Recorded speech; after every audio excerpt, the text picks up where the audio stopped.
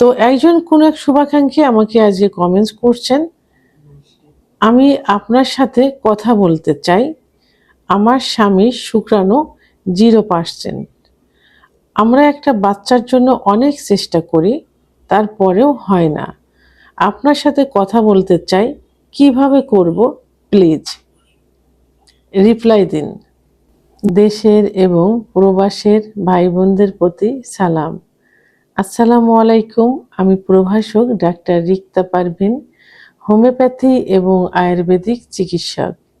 আজকে খুব সুন্দর একটা বিষয় নিয়ে আলোচনা করব, যেটা বর্তমানে খুব বেশি আহ, আহ, আলোচনা হচ্ছে। অর্থাৎ এই বিষয় নিয়ে অনেক লোকই এখন সচেতন হয়ে গেছে, বিশেষ করে যারা বন্ধ্যাত্বের সমস্যায় ভুগছেন। আগে তো সবারই ধারণা ছিল যে বন্ধ্যাত্বের কারণ শুধুমাত্র মহিলারা, অর্থাৎ মহিলাদের জন্য বাচ্চা হয় না। এখনো কিন্তু অনেকের মধ্যে ধারণাটা রয়েছে। অনেকেই যখন চিকিৎসা নিতে আসে বলে যে আমার ওয়াইফের বাচ্চা হচ্ছে না, 11 বছর 12 বছর 3 বছর বিয়ে করছে, আমার ওয়াইফের পেটে বাচ্চা আসছে না। তো তখন আসলে সুন্দর করে বুঝিয়ে বলি যে আসলে শুধু ওয়াইফের জন্যই যে বাচ্চা হচ্ছে না এমনটা তো না। কারণ বাচ্চা তো দুজনের মাধ্যমেই হয়, অর্থাৎ পুরুষের শুক্রাণু যেটা বীর্যের মধ্যে থাকে এবং মহিলাদের ডিম্বাণু যেটা ডিম্বাশয়ে থাকে, সেটা নির্দিষ্ট একটা সময় মিলিত হয়ে বাচ্চা হয়। তো এটা মহিলাদেরও সমস্যা হতে পারে, আবার পুরুষেরও হতে পারে। সেহেতু যখন ডাক্তারের কাছে যেতে হবে, দুজন একসঙ্গে যেতে হবে, সময় লস করার কোনো প্রয়োজন নেই। প্রাথমিক অবস্থায় দুজন গিয়ে কিছু পরীক্ষা নিরীক্ষা করলেই কিন্তু কনফার্ম হওয়া যায় সমস্যাটা কার। তা এখন ভালো লাগে যে সবাই এ বিষয়ে সচেতন। ধন্যবাদ আপু সুন্দর একটা কমেন্টস করার জন্য। কারণ স্বামী স্ত্রীর সম্পর্ক মধুর সম্পর্ক, তো সেই সম্পর্কটা সর্বক্ষেত্রেই প্রয়োগ করা উচিত। এমনও শুনি 7 বছর 10 বছর সংসার করছে, স্বামীর বাচ্চা হবে না, বেবি হবে না, স্বামীকে রেখে চলে গেছে। তো এখন স্বামীর বাচ্চা হবে না, শুক্রাণু নেই স্বামীর, এই জন্য। তো এখন এই যে স্বামীর পাশে থেকে স্বামীকে উৎসাহ দিয়ে এবং স্বামীকে সার্বিক দিক থেকে সহযোগিতা করে ডাক্তারের শরণাপন্ন করলে কিন্তু এটা সম্ভব। যদি আজ আপনার কারণে বাচ্চা না হতো, আপনার স্বামী যদি আপনাকে ছেড়ে দিত, আপনার কেমন লাগতো? আপনারও তো কষ্ট হতো। কিন্তু অধিকাংশ স্বামীরা কিন্তু কি করে, সর্বোচ্চ স্ত্রী রেখে আর একটা বিয়ে করে। সেটা অনেক স্ত্রী কিন্তু স্বেচ্ছায় কিন্তু স্বামীকে বিয়ে দেয়, এমনটা করে। কিন্তু ছেড়ে যাওয়া কখনো উচিত না। তো আপনি যে কমেন্টসটা করছেন, স্বামী সহযোগিতা করছেন, এর জন্য আপনাকে ধন্যবাদ অনেক। তো এখন যে 0% শুক্রাণু, এটার থেকে কিন্তু উত্তোলন হওয়া খুবই সহজ একটা বিষয় এবং উত্তোলন হওয়া যায়, অর্থাৎ শুক্রাণু তৈরি করা সম্ভব। তার জন্য আপনাকে তো অবশ্যই সাহায্য সহযোগিতা করতে হবে, আর বিশেষ করে তার লাইফ স্টাইলটা চেঞ্জ করতে হবে। অর্থাৎ তাকে সর্বপ্রথমে দুশ্চিন্তা মুক্ত রাখতে হবে, টেনশন করতে দেওয়া যাবে না, রিল্যাক্সে রাখার চেষ্টা করতে হবে।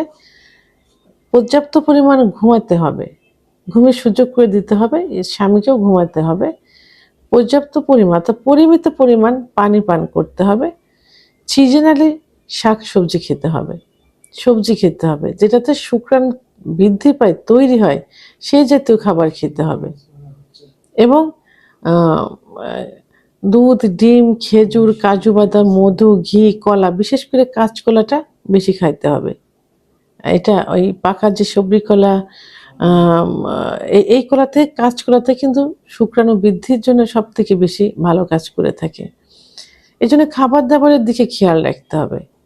এবং একমাত্র হোমিওপ্যাথির চিকিৎসার মাধ্যমে কিন্তু এই যে শুক্রাণু তৈরি করা সম্ভব। আমার কাছে অনেক পেশেন্ট আসছে, আমি রিভিউ দিয়েছি টিকটকে, ফেসবুক পেজে, ইউটিউব চ্যানেলেও আমি দিয়েছি, যে যারা 0% নিয়ে আসছে, দেখা গেছে যে 10 বছর 12 বছর বিয়ে হয়েছে, বেবি হচ্ছে না শুক্রাণুর জন্য। তো তারা অনেক চিকিৎসা নিয়েছে, দেশের বাইরে অনেক জায়গায় চিকিৎসা নিয়েছে, আমার কাছে আসছে। অবশ্য আল্লাহর অশেষ রহমত, যে কারণে এটা সম্ভব হয়েছে। তো আমি চিকিৎসা দিয়েছি, 2-3 মাস চিকিৎসাতেই কিন্তু শুক্রাণু তৈরি হয়ে গেছে। অনেকে দেখা গেছে যে বাচ্চা একবারে নিয়েও আমার চেম্বারে আসছে, এমনও কিন্তু রয়েছে। সেহেতু আপনি কি করবেন, একজন অভিজ্ঞ সম্পন্ন রেজিস্টারকৃত হোমিওপ্যাথি ডাক্তারের শরণাপন্ন হতে হবে।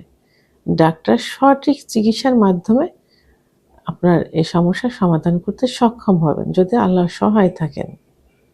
তো এজন্য আপনি আমার সহযোগিতা চেয়েছেন যে কিভাবে আপনার সঙ্গে যোগাযোগ করব।